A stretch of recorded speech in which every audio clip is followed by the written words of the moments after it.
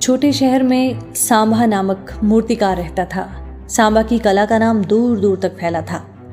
उसकी बनाई मूर्तियां इतनी जीवंत लगती थी कि लोग उन्हें देखकर भ्रमित हो जाते थे। वे असली इंसान समझ बैठते थे। लेकिन जैसे जैसे तारीफें बढ़ी, सांभा का घमंड भी बढ़ता गया। वह सोचता, मेरी कला में कोई कमी नहीं है, मैं ही सबसे बड़ा कलाकार हूँ, कोई मुझे मात नहीं दे सकता। एक रात सांभा ने अजीब सा सपना देखा। उसने सपने में देखा कि उसकी मौत आने वाली है। उसका दिल डर और बेचैनी से भर गया।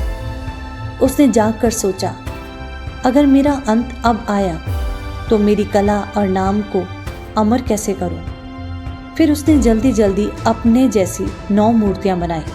हर मूर्ति इतनी सजीव थी कि आंखों से देखो तो अंतर समझना मुश्किल था। सांभा उन मूर्तियों के बीच बैठ गया।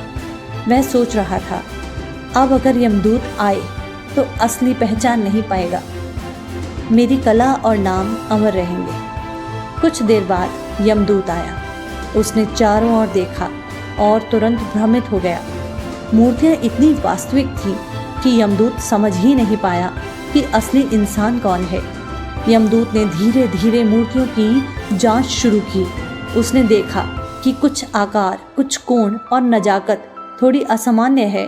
उसने धीरे धीरे ध्यान से मूर्तियों में गलतियां गिननी शुरू की ताकि असली और नकली का अंतर समझ सके। सांभा को यह देखकर थोड़ी देर डर भी लगा और थोड़ी उत्सुकता भी हुई, लेकिन कुछ मिनटों बाद वह खुद को रोक नहीं पाया। घमंड में उसने उठकर कहा, मेरी कला में कोई गलती नहीं हो सकती, ये मूर्तियां मेरी कला का सबसे बड़ा प्रमाण हैं।